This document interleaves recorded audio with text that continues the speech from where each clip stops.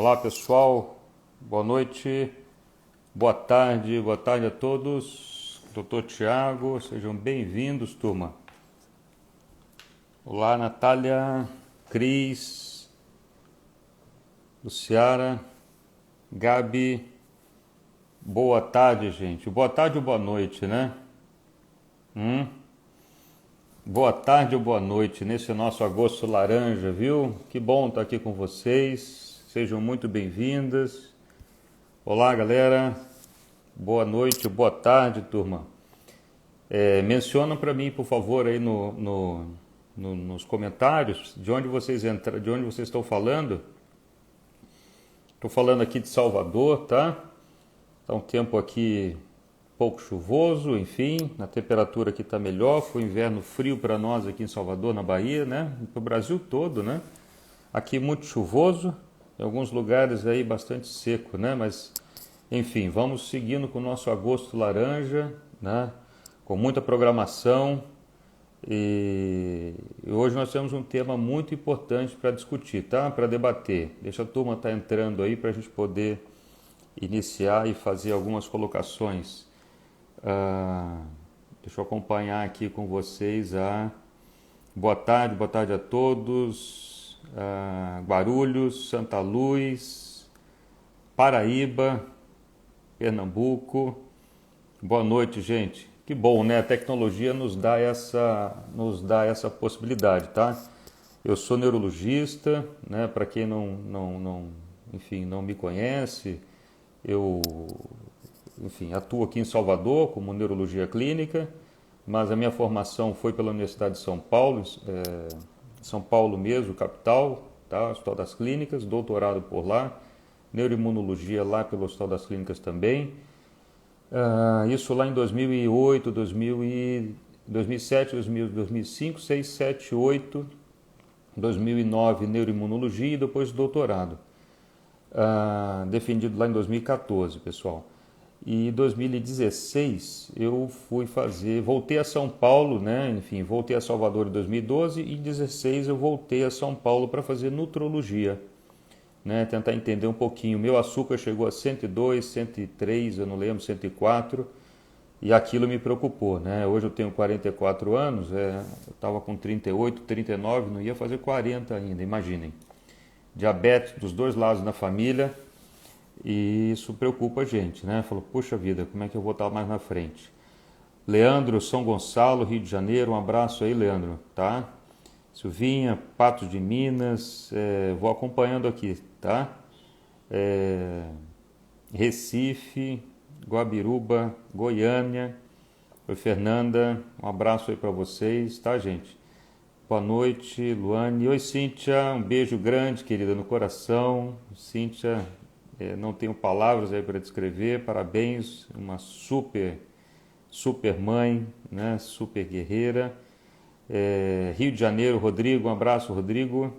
Argentina, olá, Augustin, um abraço aí para ti, viu, para todos, gente.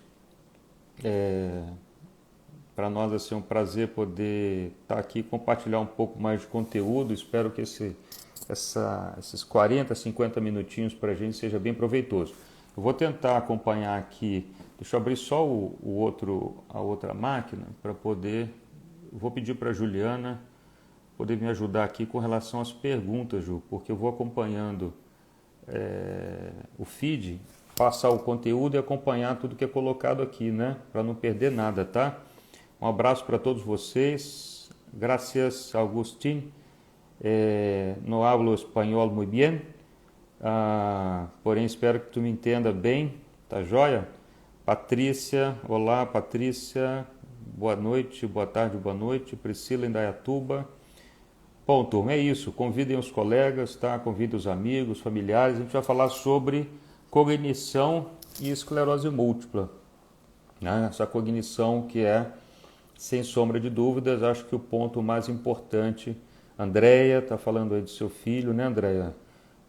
Vamos trabalhar assim o melhor possível para que ele possa seguir e conseguir realizar tudo que ele desejar na vida dele, tá, querido? A gente vai trabalhar bastante aí alguns assuntos, enfim, nos acompanhem. Um abraço aí para todos. Gente, É muito bom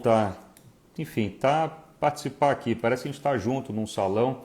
Eu lembro que em 2018, antes da pandemia, né, um pouquinho antes, ah, eu fiz aqui no saguão do condomínio, né, no 30 de agosto, foi certinho, dia 30 de agosto, a gente fez um evento lá, né, para 40, 60 pessoas, muitos aqui da Associação de EM aqui da Bahia, enfim, e foi muito gratificante, né, a troca de informação, de conteúdo, de dúvidas. Então, vocês podem ir perguntando, eu vou tentar responder o máximo possível aqui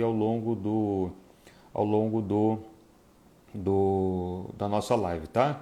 Como estimular a falta de memória recente na EM, Rodrigo perguntando. Vamos trabalhar isso, viu, Rodrigo?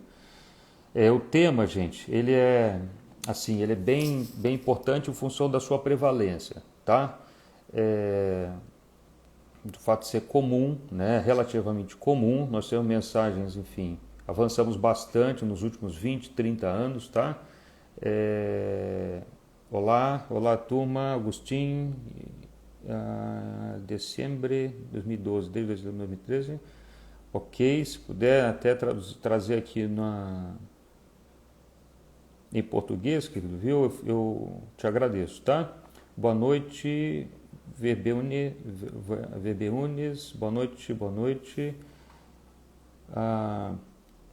Muito bem, acho que nós já estamos com um grupo grande aqui na sala, turma, então nós somos em 64 pessoas, tá? Convidem os demais para que a gente possa propagar esses conhecimentos, porque prevenção é o melhor remédio, né? Sempre é melhor prevenir do que remediar, tá? Então eu separei alguns temas assim para a gente discutir. O assunto ele é bastante extenso, a gente passaria certamente a noite inteira e a gente não iria conseguir esgotar o assunto, tá? O Rodrigo iria participar comigo, ele não pôde participar, o Dr. Rodrigo Klempol, em função de um compromisso também aí nesse horário. Tá? Fica meu abraço aqui para o Rodrigo, que divide comigo todo o conteúdo que a gente trabalha aqui no Esclerose Múltipla Brasil, tá bom? E para todo o grupo aqui da EM Brasil, enfim, que nos dá apoio também, tá? Enfim, vamos lá. Eu vou começar então agora. Um abraço a todos. Boa noite, doutor. Boa noite a todos. Edson Ramos, ok. A gente faz logo, gente, puder participar para fazer um relato, viu, Edson? Manda novamente daqui a pouquinho, a gente pode participar e fazer pequenos relatos. O tempo é curtinho aqui, a gente vê que daqui a pouco chega perto de 1 hora, né? Das 19 horas a gente precisa concluir. Mas, enfim, eu separei alguns temas aqui, porque assim, a esclerose múltipla, vamos fazer um ponto inicial. Ela é uma condição bastante complexa, né, como todos sabem, né? Meu doutorado, enfim, eu falei do doutorado de São Paulo, né, foi em EM, né, então eu trabalhei no ambulatório lá com o Dr. Dagoberto Calegaro, com quem eu tenho enorme respeito, né, um dos médicos que iniciou o estudo, né, e o tratamento da EM aqui no Brasil, tá? Um abraço, Dr. Dagoberto, minha eterna gratidão pela atenção, o cuidado, enfim. E a todos do ambulatório lá do Hospital das Clínicas da Faculdade de Medicina da Universidade de São Paulo. Charcot, no ano de 1877, ele descreve, né, ele faz a descrição da doença, gente, lá no século XIX, tá?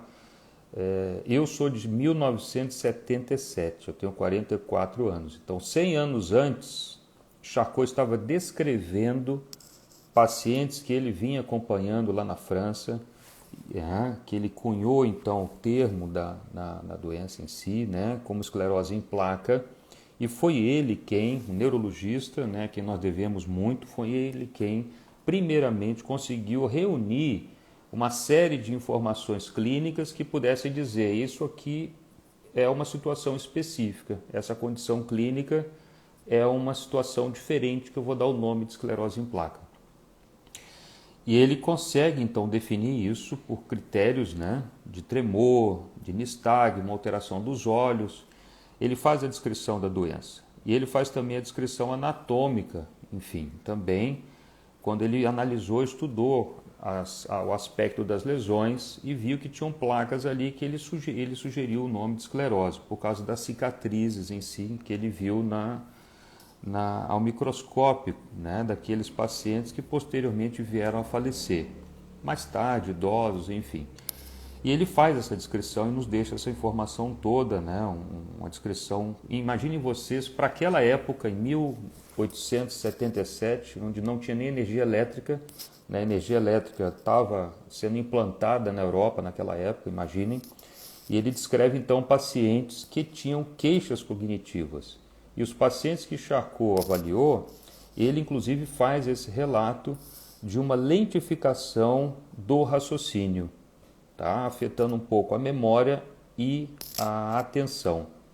Então, um déficit de atenção, de memória e lentificação do raciocínio. Isso lá em 1877, há 143 anos atrás, tá? Eu vou falando, mas vou acompanhando aqui também com vocês o que vocês estão postando aqui, tá certo? Coloquem as dúvidas, eu vou tentar ver se a Ju consegue, vamos lá, me ajudar com as dúvidas, tá? Eu acho que eu vou passar as principais, boa noite a todos, passar os principais pontos que eu quero deixar aqui para vocês, que ao cabo do fim da live vocês possam aplicar isso na prática, tá, turma? Essas primeiras questões, porque nós pensamos assim, desde a descrição de Charcot, quando ele já menciona um comprometimento cognitivo, e veja assim, hoje o comprometimento cognitivo é algo que acontece com o envelhecimento, né? Nós temos na neurologia, aqui clinicamente, por exemplo, se vocês me trazem o pai, a mãe, o avô, a avó, com uma queixa cognitiva, uma queixa, por exemplo, de memória. Está muito esquecida, etc. e tal. Nós fazemos assim uma ampla investigação, né? A ressonância aparentemente normal, sem atrofia de estruturas importantes, né? Uma atrofia normal para a idade, e a gente conclui como um comprometimento cognitivo leve, porque a pessoa tem apenas a queixa de memória, né? Uma alteração de memória. Chama de comprometimento cognitivo leve, apenas um domínio, digamos assim, a memória afetada, digamos, né? Ou levemente afetada. Isso para o idoso. Então, a idade, nós sabemos que é um fator de risco para o comprometimento cognitivo, né? Quanto mais idade nós tivermos, maior a nossa chance de termos algum desgaste. E aí eu volto lá no doutorado, enfim, eu pude trabalhar com memória, exatamente nesse ponto, tá? Avaliando memória e hipocampo. O hipocampo, gente, no cérebro, ele é uma região fantástica. Eu diria assim, do cérebro todo, tá? Do sistema nervoso todo, é a região que mais me encanta, dada a sua complexidade. Ele fica na região mais interna dos lobos temporais, né? Quando vocês olham a ressonância, a gente tem o lobo frontal, né? Todos já devem ter visto, quando a gente olha assim de frente a ressonância, o lobo frontal. Depois os lobos temporais, eles ficam aqui, né, bem nas têmporas. Posteriormente aqui atrás o lobo frontal, né, em cima, e mais lá atrás o occipital, esse sim aqui voltado para a visão. Mas os lobos temporais, boa parte deles, né, dos lobos temporais, eles fazem, né, na sua porção mais interna, a função da memória, que é justamente na região do hipocampo. E aí a gente vai ver a questão do sono mais dali a pouquinho, a importância que o hipocampo conversa com as regiões mais corticais, né? Então, na região mais profunda, vai fazer uma conversa com a região mais cortical, mais externa, digamos assim, e essa conversa acontece durante o sono. E lá no doutorado, pude fazer, enfim, agradeço inclusive a todos, né, que participaram da pesquisa, cederam o seu tempo, né, fizeram as ressonâncias, fizeram a bateria de testes cognitivos, enfim. Deu para avaliar bem o hipocampo, né? O hipocampo ele pode eventualmente ser acometido por pequenas placas inflamatórias, né, desmelinizantes, e essas plaquinhas podem também contribuir para queixas cognitivas, tá? Então a gente conseguiu identificar isso e pequenas alterações que não são visíveis também durante a ressonância convencional. Então tem técnicas mais novas, digamos assim, A ressonância, como vocês sabem, mudou muito a medicina, né? Nos últimos 30 anos, inclusive, todo o nosso raciocínio mudou muito, né, em função da ressonância magnética lá de 1990, 95, 96 para cá. A gente consegue fazer outras sequências de ressonância magnética que identificam pequenas alterações sutis no hipocampo, mesmo na ausência de lesões. Então, às vezes, se vocês tiverem uma lesão, forem olhar a ressonância de vocês, e a gente procura por alguma lesãozinha no hipocampo, depois a gente pode ensinar em outro momento onde é que ficam essas regiões, a gente olha ali e procura, não tem nada aqui, né? Como é que eu posso estar me queixando de memória, né? Então, assim, é possível, às vezes, ter alteração, né, clínica com uma ressonância relativamente inocente. Isso é possível, tá? Então, essa é uma possibilidade, sim, tá? Porque existem alterações tanto na substância cinzenta, e nós estamos falando dos neurônios em si, do corpo dos neurônios, da célula, onde fica o núcleo, quanto da substância branca, que é onde tem a fibra, né, do neurônio, o axônio, aquele fiozinho, e passa a mielina em volta da fibra. Então, a gente consegue identificar alterações tanto na substância cinzenta quanto na substância branca, na ausência de alguma placa desmielinizante. Vejam vocês como é complexo, tá, turma? Eu, no doutorado, na pós, então eu tive a oportunidade de trabalhar lá dentro do aparelho, fiz ressonância várias vezes. Agradeço todo o time da ressonância lá do HC, pela paciência, enfim, né, com os orientadores, com todo mundo que participou, estatísticos, todos. E a gente conseguiu ver isso na prática, tá? É um tema bastante complexo, mas a máquina consegue nos ajudar nesse sentido, em tentar entender por que a gente apresenta alguma queixa. Então, nesses 30 anos, o que eu queria dizer assim, que o conceito do dano cognitivo mudou muito. Por quê? Lá atrás, em 1990, se achava que pessoas que, para ter dano cognitivo, ter alguma queixa cognitiva, algum comprometimento cognitivo, teriam que ter um EDSS elevado, ou seja, quem já ouviu falar da escala de EDSS sabe que é a escala que mais se usa para quantificar o grau de incapacidade, né? Ela pontua lá a função do cerebelo, funções motoras, ela está muito relacionada à motricidade, né? Então a gente sabe que lá atrás se associava muito a EDSS alto, ou seja, uma incapacidade visível, né, mais alta, com o dano cognitivo. E isso mudou. Os trabalhos de 30 anos para cá, eles têm mostrado, gente, que possivelmente, não que isso não seja uma verdade, mas o inverso também. Tem pacientes que podem abrir o quadro só com queixa cognitiva. E mais recentemente, aí uma informação muito importante, valiosa, hoje nós já descrevemos o surto cognitivo. Imaginem só vocês quão difícil que é, tá? Não só para o paciente, para o familiar, mas também para o médico, o neurologista, poder definir um surto cognitivo.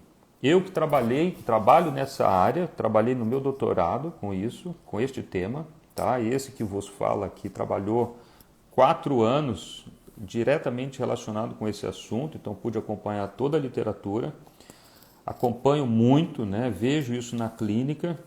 Enfim, a gente pode fazer hoje, aí teríamos que fazer uma avaliação neuropsicológica, existem baterias neuropsicológicas, que é um teste cognitivo, né, que é feito por psicólogo.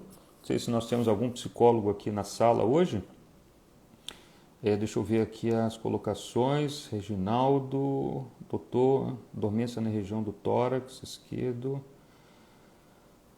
Olha, se tem dormência, gente, há pouco tempo, tá? Surto a gente define como qualquer sintoma novo que apareça e dure mais de 24 horas. Até então, até que se prove o contrário, a gente deve levar a suspeita de que seja possivelmente um surto, tá? Lembra que das formas clínicas, a forma recorrente e remitente é aquela que vem com surto-remissão, né? Ele apresenta um surto e pode remeter espontaneamente. Muitas vezes, talvez muitos tenham tido sintomas, surtos que passaram e regrediram espontaneamente, né? Sem tratamento nenhum. Às vezes, até eu já vi relatos até que com pacientes que passaram com neurologistas que não fizeram, né, não fazem neuroimunologia e não puderam valorizar o sintoma do paciente. E às vezes tratar como ansiedade, tratar como uma outra queixa e não classificar de fato como um surto, pedir uma ressonância ou fazer o corticoide, né? Para o surto, o corticoide, na sua maior parte das vezes, ele é necessário e é tratamento de escolha, né? E hoje a gente pode fazer via oral, tá? Então, de virgem, se puder avaliar por ressonância magnética, procurar seu neurologista e definir se isso seria um surto ou não, tá? Esclerose é a causa da doença demência ou Alzheimer, a gente pode falar um pouquinho mais à frente. Então, gente, só para seguir esse raciocínio, esse é um ponto que eu queria deixar para vocês, é o seguinte. Gabi, um beijo grande. Todo mundo aí de Goiás, né? Então, assim, um conceito que a gente tem, que mudou nos últimos 30 anos, é que se alguém tem uma queixa cognitiva, não necessariamente ela precisa estar associada ao EDSS alto, tá? Ou incapacidade física. A gente pode ter a queixa cognitiva, ter um déficit de memória, um déficit cognitivo e isso ser sim da EM, tá? E deve ser valorizado, enfim, tratado, identificado e feito o melhor possível. Então, esse é o primeiro conceito, tá? Não precisa estar associado a DSS alto, a gente pode começar o quadro já com queixa cognitiva, isso é importante, tá? Isso mudou nesses últimos 30 anos, essa é a primeira informação que eu queria deixar para vocês. Então, a cognição, ela passa a ganhar relevância desde o início, tá? Mas, mais comumente, a queixa cognitiva, ela aparece ao longo da doença. Lá na frente, com 5, 10, 15, 20, 25 anos, tá? Especialmente se a gente acumular surtos, acumularmos novas lesões e acontecer atrofia cerebral, tá? Envelhecer, gente, é normal para nós, né? Acho que todos nós desejamos envelhecer. Eu costumo brincar aqui no consultório, brincar entre aspas, né? Falar assim, puxa vida, você gostaria de viver quantos anos? Talvez 90, 100 anos, né? E muitos falam assim, não, doutor, 100 anos não, 90 anos não quero chegar. Mas se a gente não mirar em 100 anos, nós vamos mirar em quantos anos? 70, 60 anos? Aí não dá, né? Para viver a vida num ritmo desenfreado, mirando em 60 anos, eu acho muito arriscado, não? Né? Talvez mirar em 100, 110, com qualidade, sem privações, talvez seja uma receita aí que se consiga o equilíbrio, né? Acho que é mirar lá na frente com qualidade, né? Sem privações maiores, a gente consegue sim achar esse ponto de equilíbrio, tá? O uso de medicamentos. Oi, Poli, um beijo grande aí para vocês, todos da Associação Esperança Múltipla. Estamos aqui falando o tema de hoje, grande relevância, né, que é a questão cognitiva. Então, pessoal, o primeiro ponto para deixar é a questão desse conceito que nós não precisamos esperar um EDSS alto para pensar na cognição. Vamos pensar na cognição logo de início, tá? Esse é um ponto. Aí cada um de vocês vai fazer um auto-julgamento, né? Dizer assim, poxa, eu tenho uma cognição minha, tá normal ou não tá, né? Aí vários fatores podem estar confundindo vocês ou podem estar perturbando um pouquinho o desempenho de vocês. Aí cabe uma análise bem detalhada, só um minuto, do médico, do neurologista, junto com cada um de vocês. Márcia, queria viver 120 anos, maravilha, viu? Eu também, adoro. Tá? Adoro estar em contato com gente, né? Por isso eu não abandono a clínica aqui.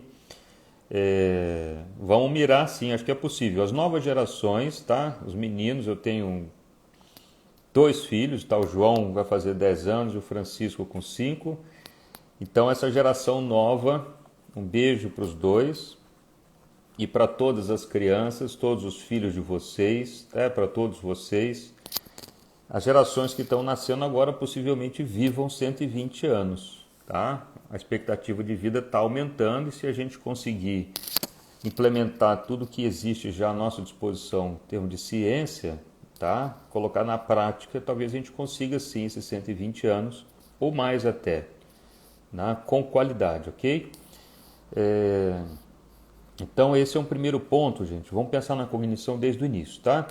E o que Charcot viu lá atrás, ele estava certo, gente. Nós estamos fazendo uma viagem no tempo em 1877. Pensem na França de 1877 e um neurologista descrevendo praticamente tudo o que se já sabe clinicamente hoje, quase tudo. Imaginem vocês, tá?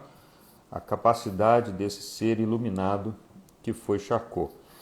E ele descrevia então que ele percebeu que os pacientes estavam mais lentos, cognitivamente mais lentos, para fazer um cálculo, né, para fazer uma tarefa, demoravam um pouco para fazer e estavam esquecidos, né, e estavam desatentos. Então, o déficit cognitivo, eu diria assim, os principais achados: uma queixa de atenção, uma queixa de memória, e aí a gente chama memória de curto prazo e longo prazo, tá? Gravar um telefone, ficar com o telefone na mente assim até escrever, ou então de longo prazo, que é um texto que a gente lê hoje e amanhã eu quero, né, ou mais tarde eu quero lembrar desse texto, eu tenho um pouco de dificuldade. Então esses são os principais pontos, né? A atenção, a memória, a gente pode colocar, e a velocidade de processamento, tá? E aí tem autores, isso não é um consenso, tá?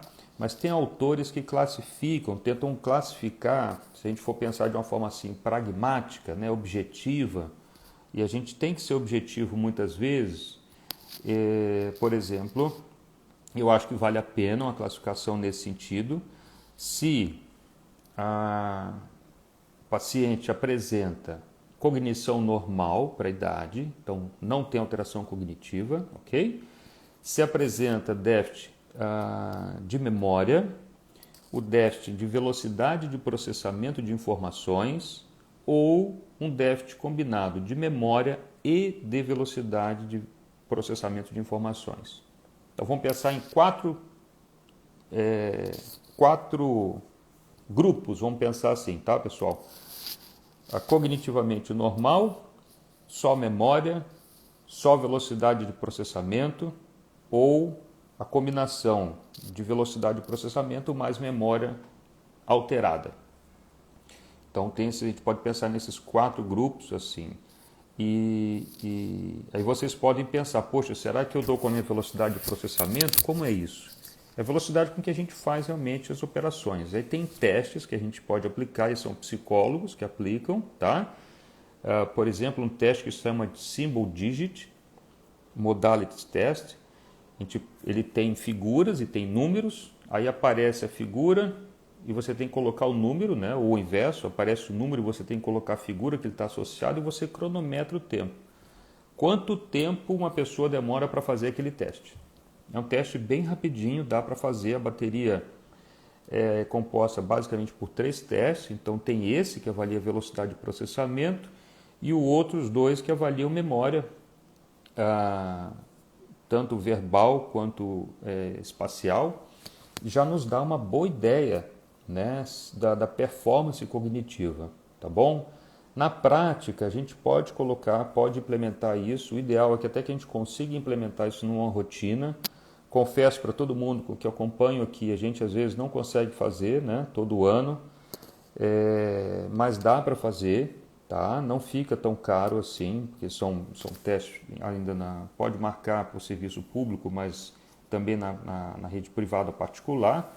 Avaliação cognitiva é um teste bem rápido, de meia hora. Então é interessante fazer, tá? E acompanhar.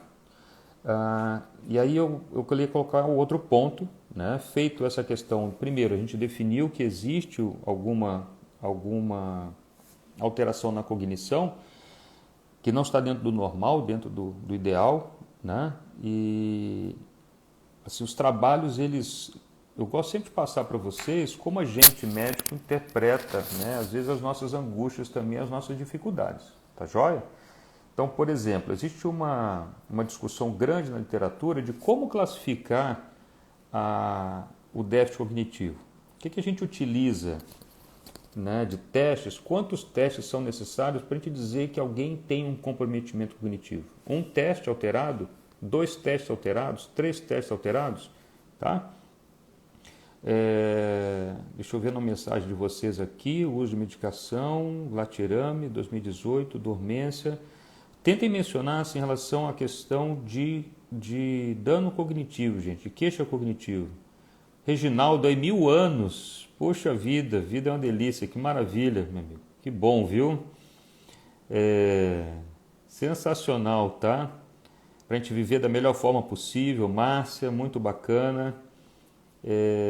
Mencione em relação à queixa cognitiva, né? Que é uma queixa muito comum, né? Sara, oi Sara, um abraço para ti, querida, viu? Um abraço apertado aí. Márcio, um abraço, Márcio. Se vocês vêm se queixando, né, da cognição, eu tenho uma certa relação de amor e ódio aqui com a tecnologia, tá? Eu vou explicar por quê. Eu sou extremamente analógico, prefiro o mundo pré-internet, apesar de saber bastante de internet. Eu que trabalhei com programação lá atrás, quando eu era adolescente, antes de fazer medicina. Adoro a tecnologia, mas a gente tem que saber usar a tecnologia de forma muito bem a nosso favor, tá, turma? Especialmente as redes sociais, a gente vê o perigo que é, a quantidade de conteúdo que tem inadequado, de perda de tempo que as pessoas estão passando usando o celular. Então eu estou valorizando muito o tempo de vocês aqui comigo, tá? Certamente é um momento muito especial para a gente estar aqui juntos, tá? Tenho certeza disso, tá bom? Então a tecnologia ela tem que nos ajudar. Porém, esse excesso de informações, eu fiz até uma postagem lá, eu falei, poxa, o que eu devo colocar aqui de importante, né?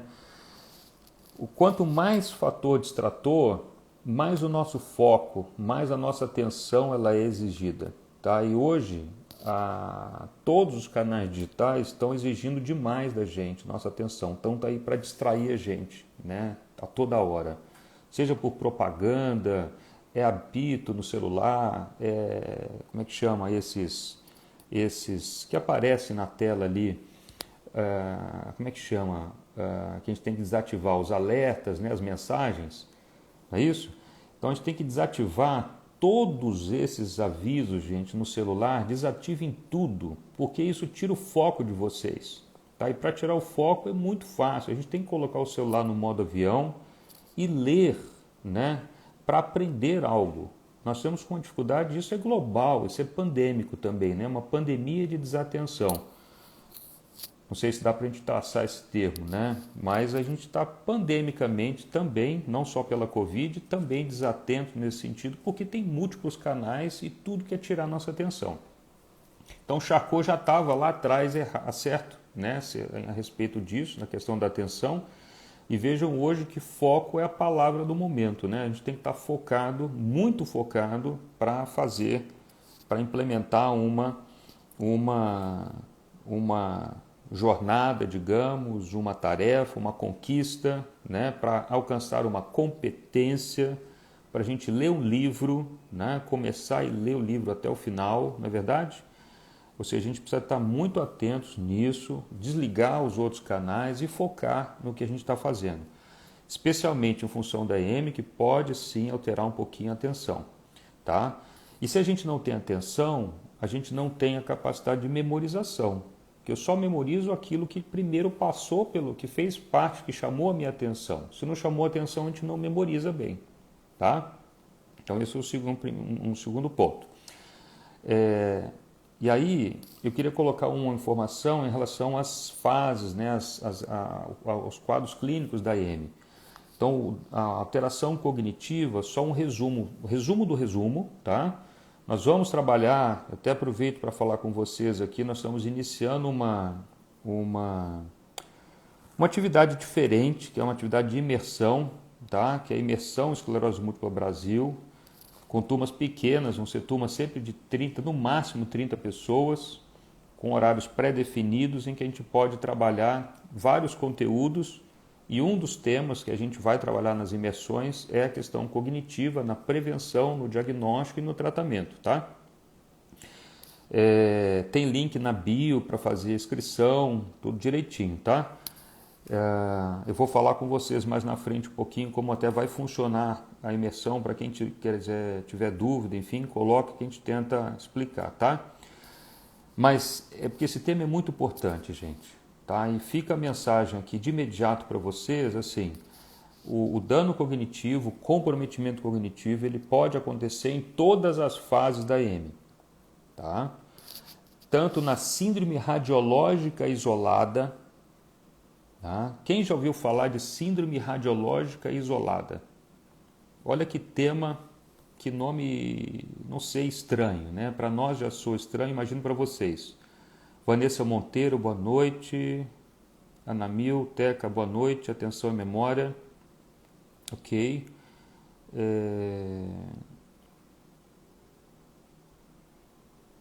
Muito bem, coloquem aqui. Eu vou tentar responder o que vocês estão colocando, tá? Mas vejam só, o termo, vou colocar um termo que é a síndrome radiológica isolada. Tá? O que é isso, gente? Quando a gente faz uma ressonância em função de enxaqueca e a gente acha lá as lesões da EM, das lesões sugestivas de esclerose múltipla, tá? Lesões desmelinizantes. Aí a gente tem que fazer uma pesquisa extensiva com a pessoa e perguntar, né, com cada um. Já teve algum sintoma? Já apresentou alguma queixa, uma dormência, um desequilíbrio, uma visão dupla, uma baixa de visão, visão turva, enfim. É a síndrome radiológica. Não, nunca tive nada. Nada. Aí vem um ponto, né? E a cognição? Como é que está a sua cognição? Vale a pena fazer um teste neuropsicológico formal. Valéria, boa noite, Valéria, 14 anos. Ou seja, a gente tem que fazer uma avaliação da cognição, tá? Nesse momento da síndrome radiológica isolada, eu tenho feito aí uma avaliação com o neuropsicólogo, porque o neuropsicólogo ele aplica uma bateria que está padronizada para a idade da pessoa, para a escolaridade da pessoa e para o gênero, tá? Se masculino e feminino, então esses testes estão padronizados. Se tiver abaixo, a gente pode já pensar, puxa vida, já teria então alguma queixa, algum dano cognitivo aqui, vale a pena possivelmente tratar, tá? Aí é um ponto específico, um capítulo para discutir aí parte a parte, tá? Mas na síndrome radiológica isolada, na síndrome clínica isolada, então, são todos que tiveram um sintoma só, uma neurite óptica, uma síndrome de tronco cerebral, que seja um desequilíbrio, ou uma mielite, tá? Uma alteração na face, por exemplo, um quadro de incoordenação, ou uma mielite, então alteração na medula, não tiveram mais sintoma nenhum, apenas um sintoma e tem uma queixa cognitiva. Então existe um percentual também de pessoas que nessa situação com um sintoma apresentam queixa cognitiva. Na forma recorrente e remitente, que é 85%, então possivelmente a maioria de todos que estão aqui na sala devam ter a forma recorrente remitente, né? Consulta ou remissão. Algumas pessoas que têm forma secundária progressiva, que é aquela forma em que a gente percebe alguma piora ano após ano e a gente não consegue achar um surto. Essa forma é uma forma que acontece às vezes em 10%, a gente está diminuindo, né, a frequência da forma ECP com as medicações, com os tratamentos, mas ela tem mais ou menos essa proporção aí de 10, 15%, depois de 10, 20, 30 anos. A ideia é que com o tratamento precoce isso possa não acontecer e se vier a acontecer muito tardiamente, tá, gente? E muitos tratamentos estão vindo para tratar justamente essa forma secundária progressiva. Então, para quem tem essa forma secundária progressiva, nós estamos muito de olho nela, tá? Os tratamentos estão também focados, não só medicamentosos, mas também um tratamento que eu diria nutrológico, ou nutricional, ou funcional, enfim. É um tema que eu tenho uma grande relevância, grande interesse e eu quero trabalhar bastante isso na imersão, tá? Seja com a nutrologia, não é medicina, como é que se diz, ortomolecular. Eu leio bastante também a medicina ortomolecular, tenho livros aqui, tenho alguns cursos, enfim, mas eu diria que é medicina, gente. A medicina ela é holística no sentido em que a gente vê o todo, né? Eu uso de medicamentos, vocês terem ideia, todos os medicamentos aprovados para tratamento, tá? A gente tem medicamentos muito bons hoje, né? e temos um conhecimento imenso a mais para aplicar, que vai do intestino, né, enfim, a suplementação que a gente pode fazer diretamente para o cérebro, para o neurônio. Quando a gente pensa no neurônio como uma célula que requer uma série de nutrientes específicos para funcionar. Vocês percebam assim, eu converso com todo mundo aqui, quem é meu paciente sabe, e a gente fala bastante sobre isso, né? Sobre a membrana do neurônio, o que é que tem na membrana do neurônio. Eu tenho DHA, eu tenho gordura ômega 3 na membrana do neurônio. Se eu tiver deficiência de ômega 3, a gente pode dosar, tem vários testes que a gente pode fazer, tem teste para dosar ômega 3, eu uso um deles aqui, tem outros, tá? Vai para fora do país, que é mais barato mandar para fora do que fazer aqui dentro do Brasil, por incrível que pareça. E a gente pode quantificar o nível de ômega 3, se a pessoa está deficiente. Eu estava deficiente em ômega, eu suplemento ômega 3. Eu vou falar isso mais no finalzinho, nós temos mais 20 minutos de live, tá? Oi, Diana, um beijo grande para você, meu anjo, tá? Que bom você estar aqui. E todos os outros, eu estou tentando ler aqui as mensagens, são bastante, são muitas, né? Então, a questão da membrana, pensem sempre assim, né? Enfim, cada um está na sua área de expertise, seja administrativa, área 2, área 1, enfim, de exatas, de humanas, biológicas. Mas a gente vai lembrar lá na biologia, né, pessoal? Todo mundo fez biologia no 2º grau, tá? Eu acho que todos que estão aqui têm o 2º grau completo, ou têm o 2º grau parcialmente completo. Então, vamos lembrar das aulas de biologia, né? A vacina sobre Covid. Quem está em surto não pode tomar vacina para Covid, tá? A gente espera em torno de 6 semanas para vacinar depois de um surto, tá certo, Andrade? Eu sei que são muitas dúvidas, tá?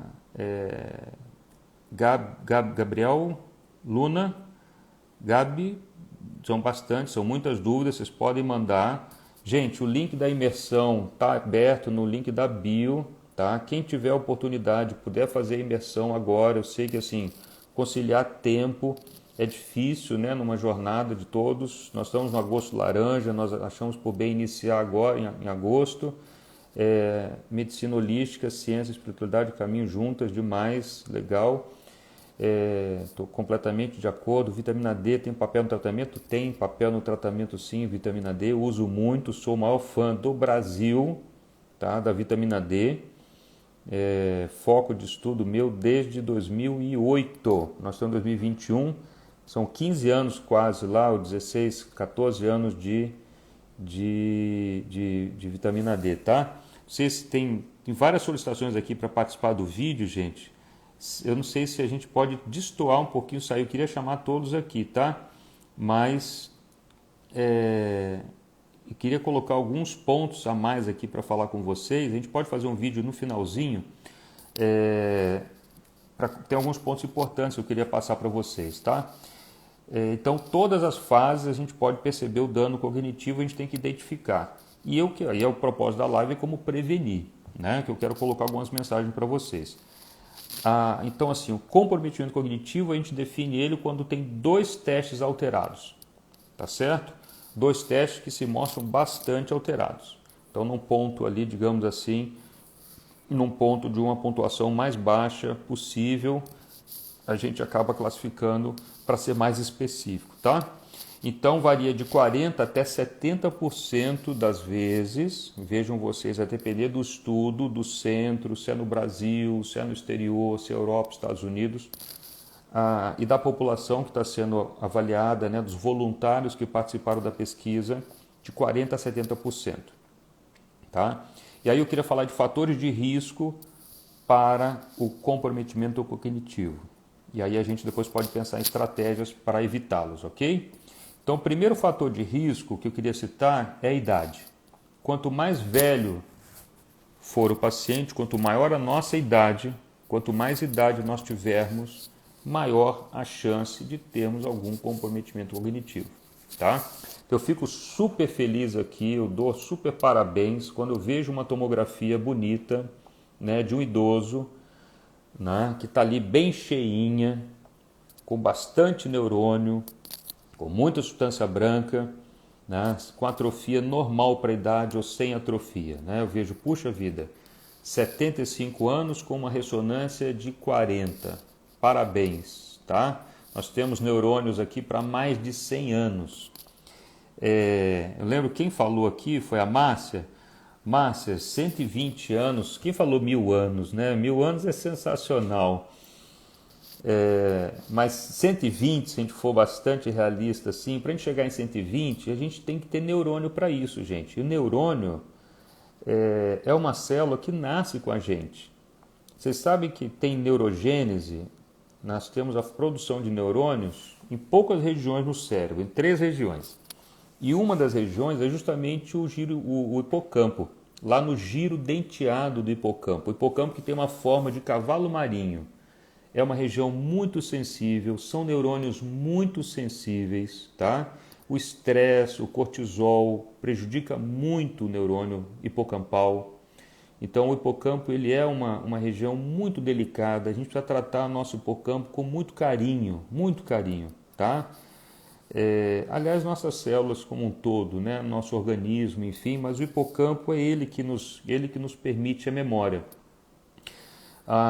É muito famoso, né, o caso do paciente HM, que ele sofreu por causa de epilepsia, ele foi submetido há muitos anos atrás a uma hipocampectomia bilateral. O cirurgião fez uma ressecção do hipocampo dos 2 lados, tanto direito quanto esquerdo. Esse paciente nunca mais conseguiu memorizar nada. Ele ficou parado no tempo, né? Ele parou no tempo, ele nunca mais conseguiu aprender nada. É o caso HM. Aprendeu-se muito com ele, né? Tanto os médicos que o acompanharam, ele ficou melhor da epilepsia, mas ele perdeu praticamente a memória. Ele ficou só com a memória que a gente fala memória procedural, né? A memória não declarativa. Ele conseguia aprender altos motores, mas a memória para fatos recentes ele perdeu completamente, né? Então, queixa de concentração, memória piorou muito no último mês, esquecendo compromisso, palavras, informações. Então, gente, assim, eu vou falar um pouquinho da clínica, como é que eu posso interpretar isso, como é que eu faço aqui no consultório, e quero deixar a mensagem antes da live terminar dos fatores de risco e prevenção, tá? Carol, legal, Carol, obrigado por você estar aí, querida, viu? Beijo grande. Então, primeiro, fator de risco, idade. Esse a gente não tem como mudar, é um bom fator de risco, né? Que todos nós aí presentes possamos chegar à terceira idade, tá? E ficarmos bem velhinhos e até com uma queixa de memória, né? Que a família possa falar, que a gente possa até repetir, hein? Como? Quando? Mas já bem velhinhos, né, turma? Certo? Já bem velhinhos, né? Eu lembro da minha bisavó ainda viva, uma delas está em Minas Gerais, com quem eu tenho um grande paixão e tem um quadro de Alzheimer atualmente, né? Mas já me reconhece, devo até passar para vê-la, espero esse ano aí com a pandemia, né? Que a gente possa ver nossos familiares, nossos idosos, enfim. Então a idade é isso, a idade não tem como impedir.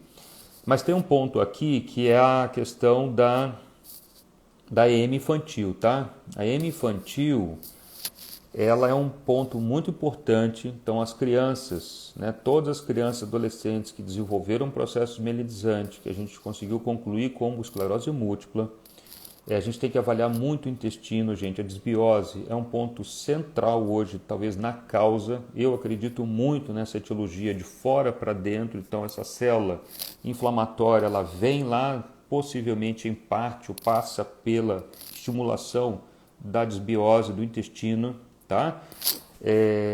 Que acaba desenvolvendo, então, promovendo, incitando o processo autoimune. E a gente tem que avaliar muito as crianças, tá? Eu tenho visto as crianças hoje, antigamente já não se comia tanto, mas hoje eu acho que estão alimentando-se pior, né? Difícil fazer com que a criança se alimente com folhas, né? Com folha verde, com fruta da estação, com fibra, enfim. Então esse é um desafio nosso, tá? E a EM infantil é um fator de risco para dano cognitivo, tá? Para comprometimento cognitivo.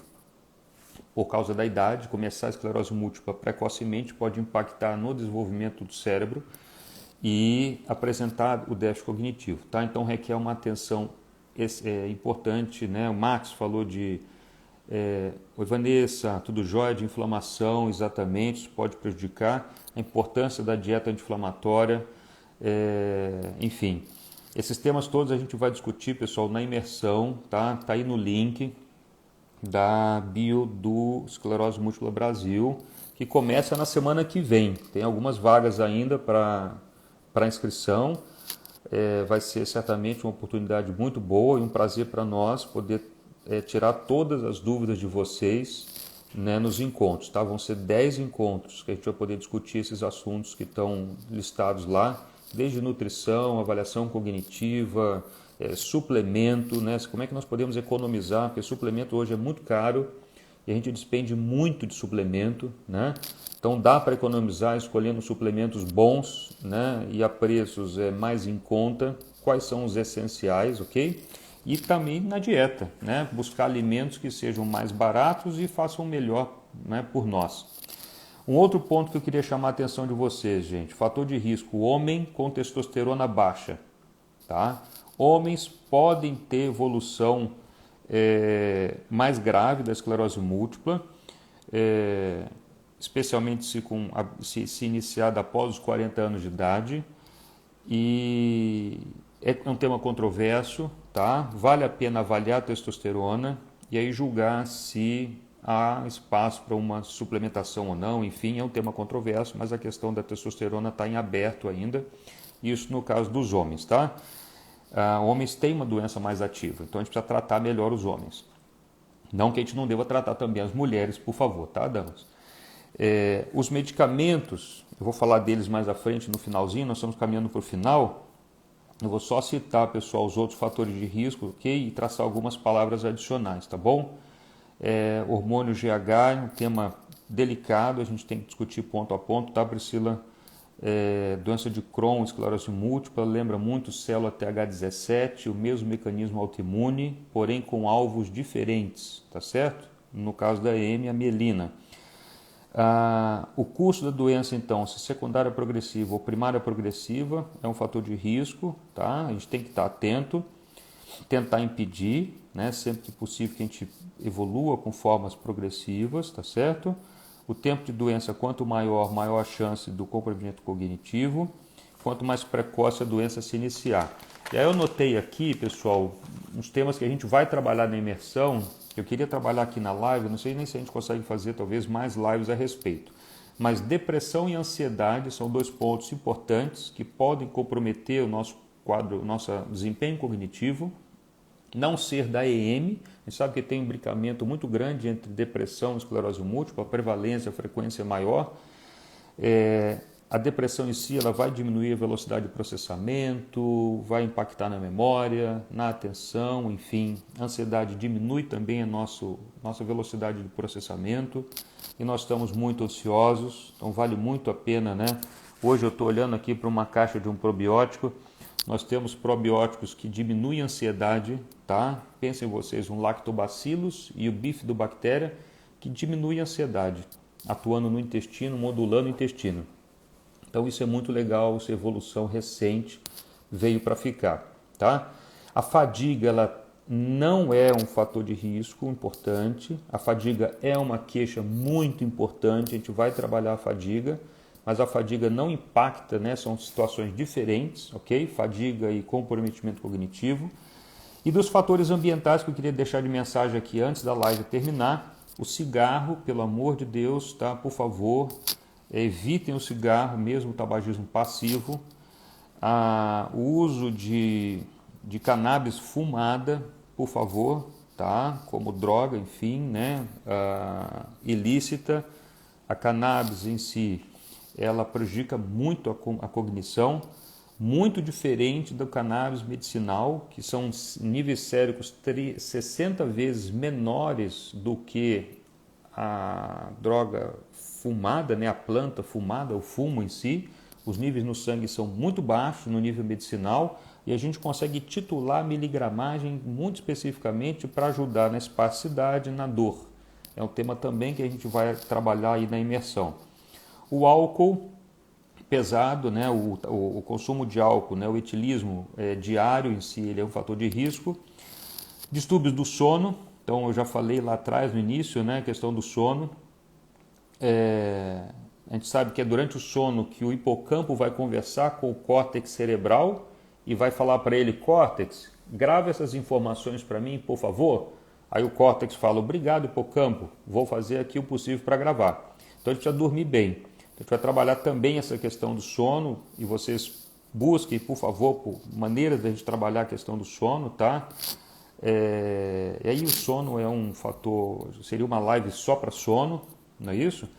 A vitamina D, a deficiência de vitamina D, ela deve ser prontamente tratada, pessoal, e a gente tem até protocolos entre aspas, né, eu digo, de suplementação adequada para se manter níveis ótimos. O meu nível pessoal é de 100 nanogramas, poderia mostrar para vocês o exame, fiz até o mês passado, com exposição solar, mais suplementação diária, aí depende muito de cada um, depende do receptor de vitamina D de vocês, a vitamina D de vocês funciona muito diferente para um ou para o outro, ok? A cafeína, tá? A cafeína, ela é boa, tá? O café, no caso da cognição, ajuda, tá certo? Tem trabalhos mostrando aí benefícios, né? Para prevenção, digamos assim, né? Então funcionaria, tá bom? Um outro fator, dois fatores finais para a gente concluir aqui, teriam outros para citar, mas a reserva cognitiva, ou seja, quanto que a gente exercitou nosso cérebro cognitivamente, o quanto a gente vem exercitando. Então vale a pena se inscrever num curso de idioma, falar inglês, falar francês, falar espanhol, falar uma segunda língua, uma terceira língua, tá?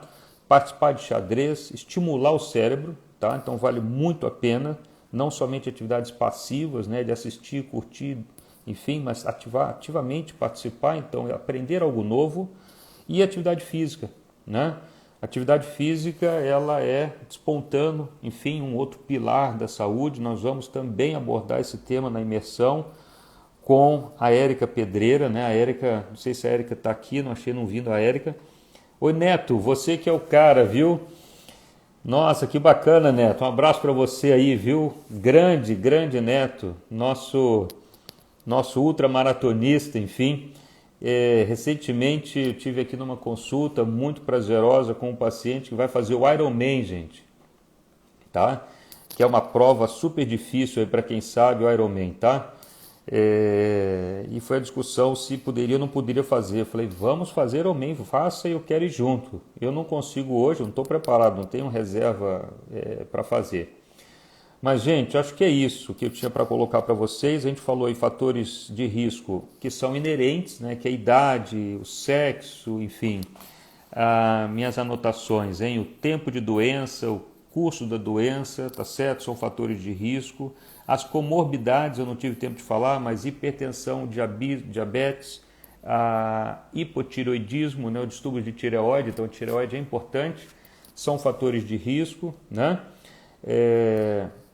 E aqueles ambientais, né, para prevenção, então esses sim, cigarro, né, o uso do cannabis, fumada, tá certo, o uso de álcool excessivo, problemas de sono, insônia, deficiência de vitamina D,